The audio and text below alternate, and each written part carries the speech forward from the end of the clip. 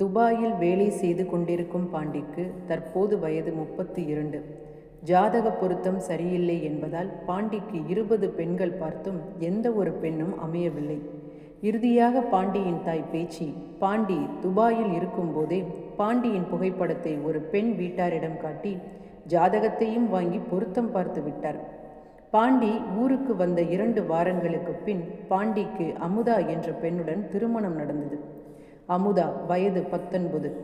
BCom படித்து கொண்டிருந்த அமுதாவிற்கு படிப்பை பாதியிலேயே நிறுத்திவிட்டு வெளிநாட்டு மாப்பிள்ளை ஜாதகம் பொருந்தி வந்துள்ளது என்ற ஒரே காரணத்திற்காக பெண் வீட்டாரும் திருமணத்திற்கு சம்மதம் தெரிவித்தனர்.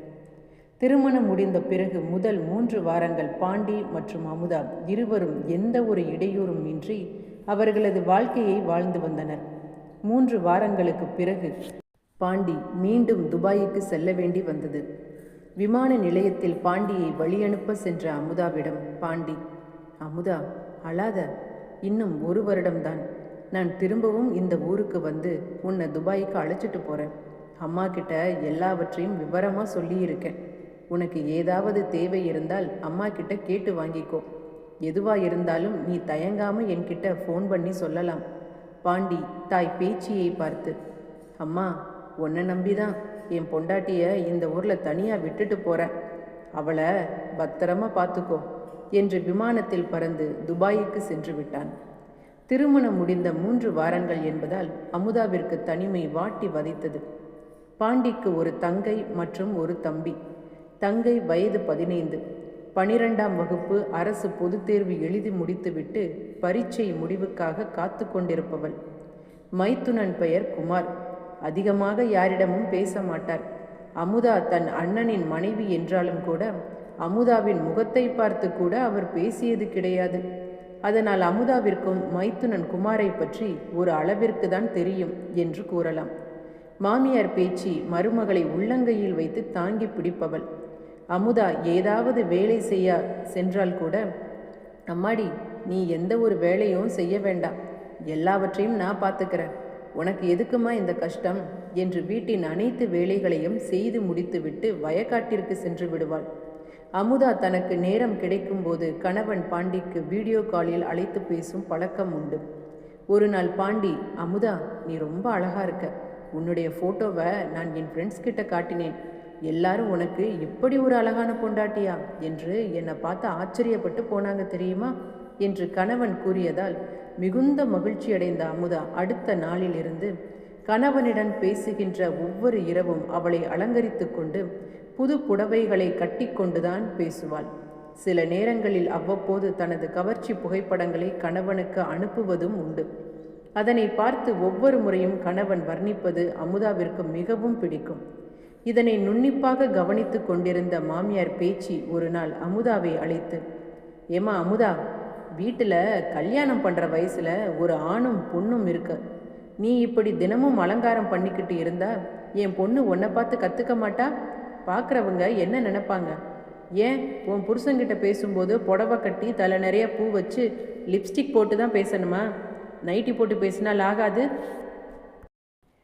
சாயந்தரம் நேரமானால் பொண்ணுங்க முகத்தை கழுவி பவுடர் போட்டால் போதும், இவ்வளவு மேக்கப் தேவையில்லை என்று அமுதாவிடம் கடிந்து கொண்டார். அன்றைய நாளிலிருந்து அமுதா அவளது அறைக்கு சென்ற பின்புதான் அவளை அலங்கரித்து கொண்டு தனது கணவனிடம் பேசுவாள். 1 வருடத்திற்குள் வருகிறேன் என்று கூறிவிட்டு சென்ற பாண்டி 2-3 வருடங்கள் ஆன பின்பும் கூட ஊருக்கு திரும்பவில்லை.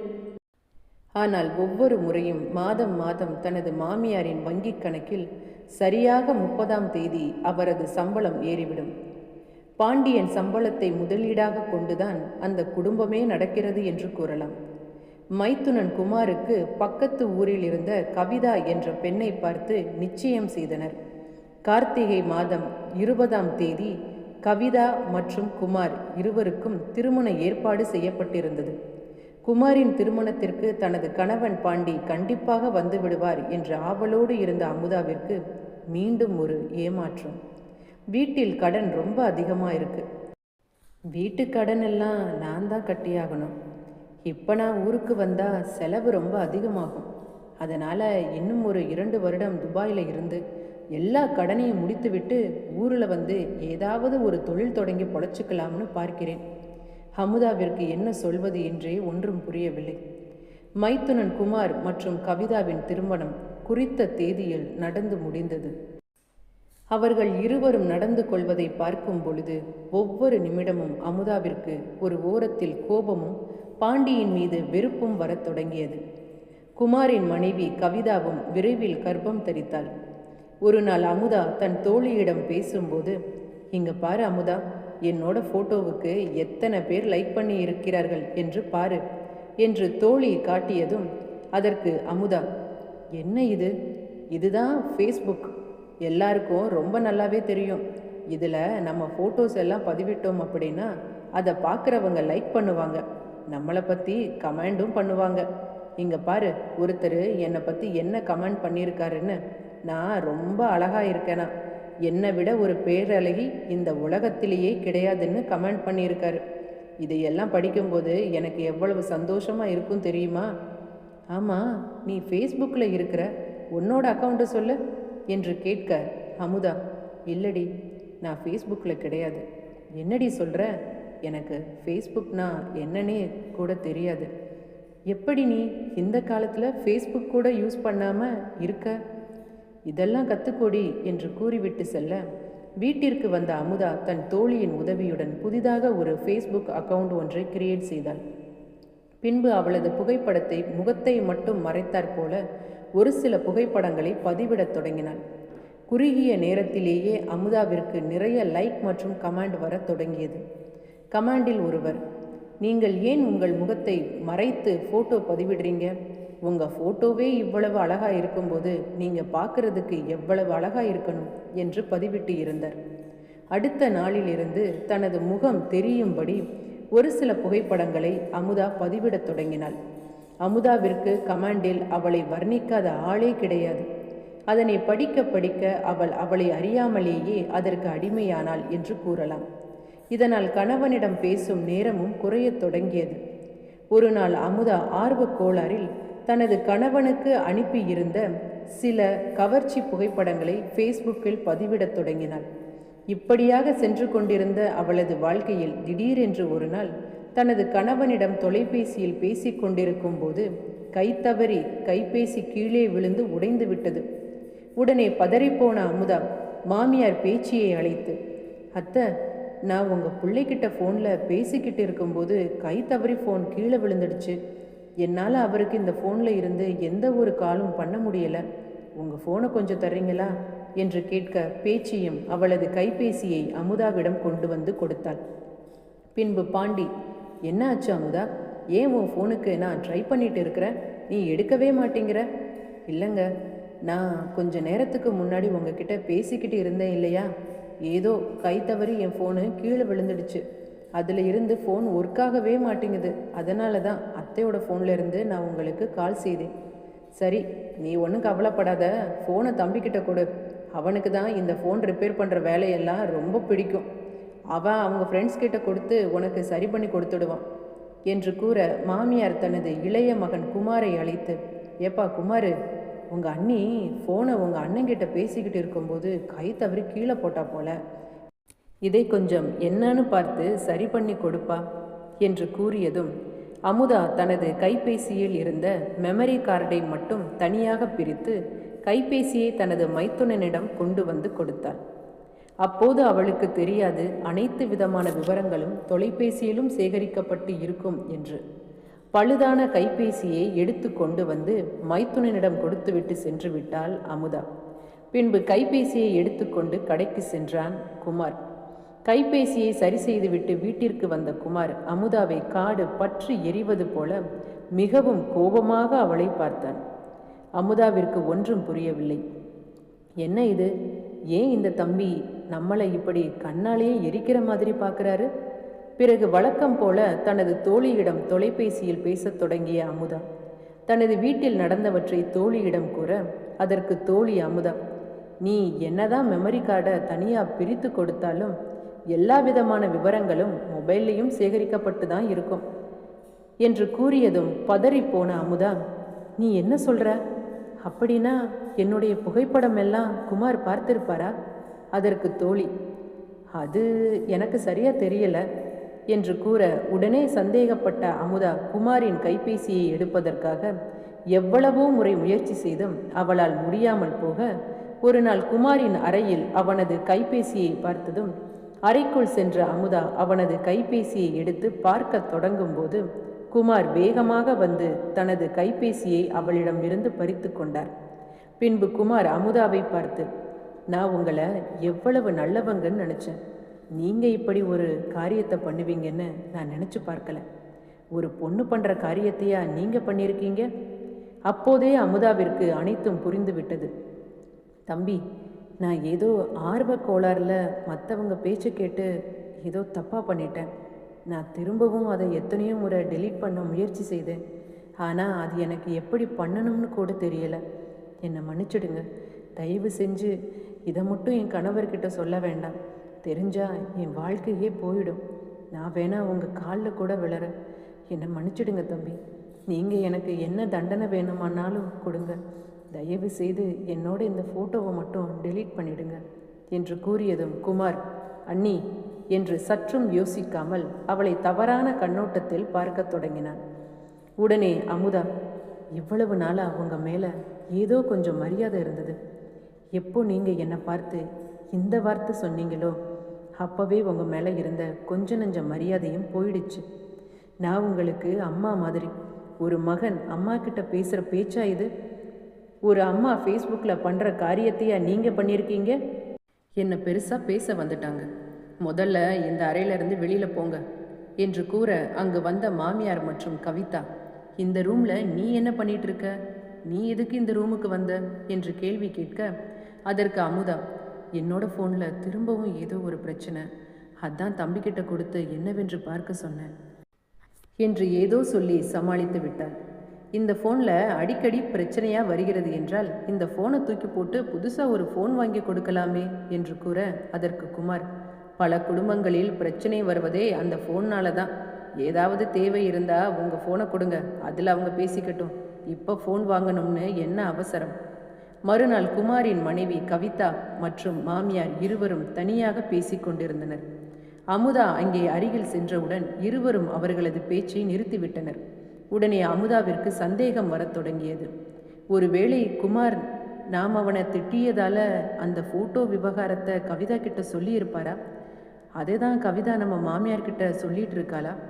ஒன்றும் புரியலையே என்று பேசிக்கொண்டிருக்கும்போது குமார், அம்மா, அண்ணனை இன்னும் 2 நாளில் கிளம்பி ஊருக்கு வர சொல்லியிருக்க என்று கூற, அதற்கு மாமியார், டேய், இப்போ என்னடா அவசரம்?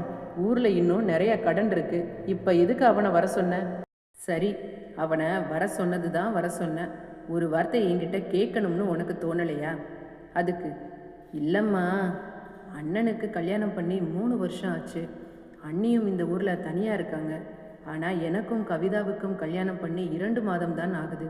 இப்போது கவிதா கன்சீவாக வேற இருக்கா. பார்க்குறவங்க எல்லாரும் ஏன் உங்கள் அண்ணனுக்கு குழந்தை இல்லையான்னு கேட்குறாங்க. கேட்குறவங்க எல்லாருக்கும் என்னால் பதில் சொல்ல முடியலை. அதனால தான் அண்ணனை ஃபோன் போட்டு 2 நாளில் வர சொன்னேன். அண்ணனும் அதுக்கு சரின்னு பதில் சொன்னார். ஆனால் அமுதாவிற்கு மனம் ஒப்பவில்லை. ஏதாவது நம் கணவரிடம் சொல்லி இருப்பாரோ என்ற பயத்தில் உடல் முழுவதும் வியர்த்து கொட்டியது. அதை பார்த்த மாமியார், பாண்டி வர்றான்னு சொன்ன உடனே நீ சந்தோஷப்படுவேன்னு பார்த்தா நீ என்ன எதையோ பார்த்து பயந்த மாதிரி உன் உடம்பெல்லாம் இப்படி வேர்த்து கொட்டுது? அதெல்லாம் ஒன்றும் இல்லை, ரொம்ப புழுக்கமாக இருக்குது, அதான் எனக்கு உடம்பெல்லாம் இப்படி வேர்த்து கொட்டுது என்று கூறிவிட்டு தனது அறைக்குள் சென்று விட்டாள். அன்று இரவு முழுவதும், ஒருவேளை நம்ம கணவர் ஊருக்கு வந்து என்னை வீட்டை விட்டு வெளியில் அனுப்பிட்டா, நம்ம சொந்தக்காரங்க நம்ம அப்பா அம்மாவுக்கு எல்லாம் இந்த விவகாரம் தெரிஞ்சா என்னோட நிலைமை என்ன ஆகும்? எங்கள் வீட்டில் என்னை ஏற்றுப்பாங்களா என்று தனக்குத்தானே பல கேள்விகளை கேட்டுக்கொண்டிருந்தவள் இறுதியில், மற்றவங்க பேச்சு கேட்டு ஆர்வ கோளாறில் நான் செஞ்ச காரியத்தால் தான் எனக்கு இவ்வளவு பெரிய பிரச்சனை. எனது சூழ்நிலை இப்படி இருக்கும்போது குமார் விரிச்ச வழியில் மீண்டும் நான் விழுந்தனா அதை நான் என் கணவருக்கு பண்ணுற துரோகம். குமாருக்கு இரையாவதை விட நாம் இறப்பதே மேல் என்று எண்ணி தனது உயிரை மாய்த்து கொள்ளும் அளவிற்கு முடிவு செய்தான். நடு இரவு வேளை என்று கூட பாராமல் வீட்டிற்கு வெளியே இருந்த அரளி செடியில் இருந்து அரளி விதைகளை பறித்து அம்மியில் அரைத்து கொண்டிருந்தாள். சத்தம் கேட்டு வெளியே வந்த கவிதா அமுதாவை பார்த்து, இந்த நேரத்தில் இங்கே என்ன அரைச்சிட்டு இருக்கீங்க என்று அதனை கையில் எடுத்து நுகர்ந்து பார்த்தாள். என்னக்கா, இது அரளி விதையா? அரளி விதையை அரைச்சி சாப்பிட்ற அளவுக்கு இப்போ உங்களுக்கு அப்படி என்ன பிரச்சனை என்று கேட்க அமுதா மௌனமாக நின்று கொண்டிருந்தாள். அண்ணா இன்னும் 2 நாளில் ஊருக்கு வந்துடுவார். இந்த நேரம் இப்படி ஒரு காரியத்தை செய்கிறீங்க. என்ன பிரச்சனையாக இருந்தாலும் முதல்ல சொல்லுங்கக்கா என்று விடாமல் கேட்க ஒரு வழியாக அமுதா நடந்தவற்றை கவிதாவிடம் கூற, உடனே கவிதா, இதுதான் உங்கள் பிரச்சனையா? என்கிட்ட ஒரு வார்த்தை சொல்லியிருக்க கூடாதா? நானும் இந்த வீட்டு பெண்ணு தானே. நம்ம 2 பேரும் இந்த வீட்டுக்கு வாழ வந்திருக்கோம். உங்கள் பெயரில் ஒரு களங்கம்னா அது என் பேர்லேயும் தாங்க்கா. நான் என் கணவரோட ஃபோனில் இருக்கிற உங்கள் ஃபோட்டோவை நானே இப்போ போய் டெலீட் பண்ணுறேன் என்று சொல்லி திரும்பி பார்க்கும்போது அங்கே குமார் நின்று கொண்டிருந்தான். உடனே கவிதா குமாரை பார்த்து, நீங்கள் இங்கே எப்போ வந்தீங்க? நான் இப்போ தான் வந்தேன். நாங்கள் பேசிட்டு இருந்ததை நீங்கள் கேட்டீங்களா என்று கேட்க குமார் ஆம் என்று பதிலளித்தார். உடனே கவிதா, உங்கள் மேலே எந்த ஒரு தப்பும் இல்லைன்னா நீங்கள் எதுக்காக உங்கள் அண்ணியோட ஃபோட்டோவை உங்கள் ஃபோனில் வச்சுருக்கணும்? அவங்க செய்தது தவறாக இருந்தாலும் கூட அவங்க உங்களுக்கு ஒரு தாய் மாதிரி. நாளைக்கு என்னையும் நீங்கள் இப்படித்தான் பார்ப்பீங்களா என்று கேட்டவுடன் குமார் கூனி குறுகி நின்றபடி அமுதாவை பார்த்து, நீங்கள் நினைக்கிற மாதிரி நான் அண்ணன்கிட்ட உங்களை பற்றி எதுவும் சொல்லலை. ஆனால் நீங்கள் உயிரை மாய்க்கிற அளவுக்கு போவீங்கன்னு எனக்கு தெரியாது. நல்ல வேலை அந்த ஃபோன் என் கையில் கிடைத்தது. இதுவே வேற யாராவது பார்த்திருந்தா என்ன நடந்திருக்கும் என்ற எண்ணத்தில் தான் நான் உங்ககிட்ட அவ்வாறு நடந்து கொண்டேன். மற்றபடி உங்களை பழிவாங்க வேண்டும் என்ற எண்ணம் எதுவும் எனக்கு கிடையாது. என்னை மன்னிச்சிடுங்க என்று மீண்டும் ஒரு முறை அவளிடம் மன்னிப்பு கேட்டார். 2 நாட்களுக்கு பிறகு பாண்டி வெளிநாட்டிலிருந்து ஊருக்கு திரும்பி வந்தார்.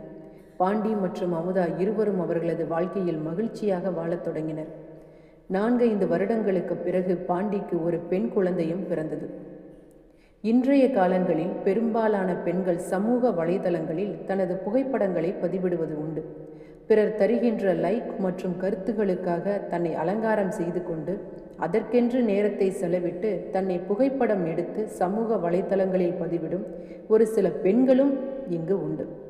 பெண்ணே உன்னை அலங்காரம் செய்து கொண்டு ஆடவரை சேவித்து அஞ்சுவதும் கெஞ்சுவதுமாக இருக்கும் மகளிர் குலம் மானிட இனத்துக்கே வலுவற்ற ஒரு பகுதி என்கிறார் பாவேந்தர் பாரதிதாசன். நீ அழகாயிருக்கிறாய் என்று சொல்லக்கூடிய அருகதையை வேறு எந்த ஒரு ஆண்மகனுக்கும் தராதே.